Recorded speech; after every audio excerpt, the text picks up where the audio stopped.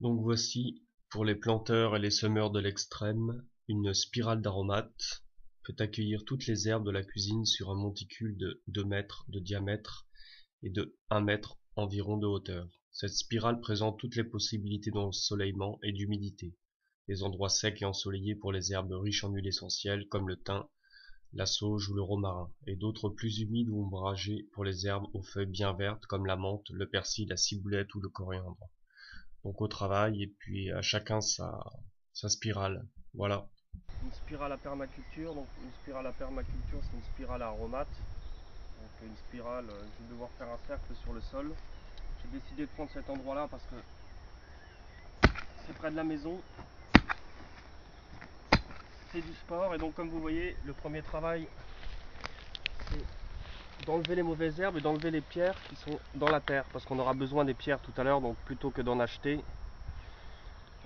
mieux vaut prendre un endroit où vous avez des pierres sur votre terrain au niveau du sol. Donc ça c'est de la pierre d'ardoise, c'est la même qu'il y a sur le mur derrière. Et donc c'est le meilleur endroit puisque comme vous voyez on ramasse des pierres assez vite que vous aurez besoin après pour votre spirale. Donc voilà, le premier travail c'est du travail. Pas besoin d'aller en salle de gym. Vous voyez c'est du terreau et des pierres donc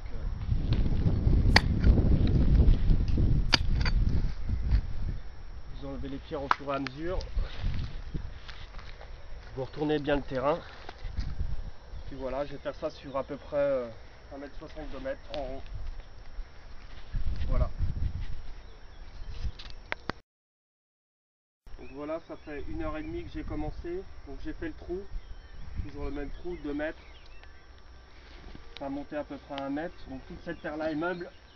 J'ai essayé de séparer plusieurs choses de cette terre. Comme vous voyez, je l'ai montée.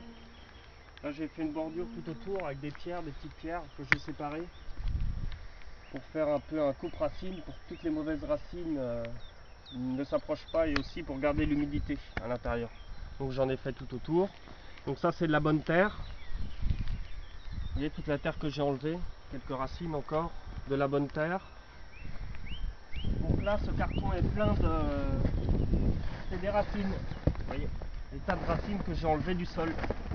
Des tas de mauvaises herbes, ça que je ne remettrai pas. Et puis toutes les pierres qui vont me servir à me faire le tour de la spirale à permaculture.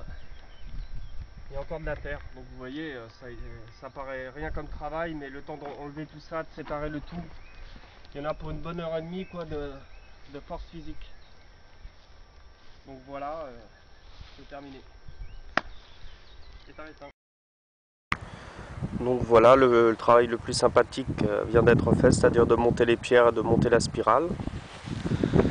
Donc vous voyez, le but du jeu c'est de faire toujours une pente, que l'eau ruisselle de haut en bas. Donc ça c'est le haut, donc l'eau ruissellera naturellement de haut en bas. J'ai fait quelques petits recoins. Et voilà. Donc je me suis appliqué là, il y aura un petit bassin. Là ça sera là où ça sera le plus humide étant donné que mon terrain est en pente. Donc voilà ce que ça donne une fois monté. Donc on est début mai, je vais laisser reposer, j'espère qu'il va pleuvoir un petit peu pour tasser le tout. Et puis en attendant mes plantes aromatiques sont là. Une partie simplement, mais bon voilà. Donc dans quelques jours, je pense, une fois qu'il aura plu, je pourrai se planter.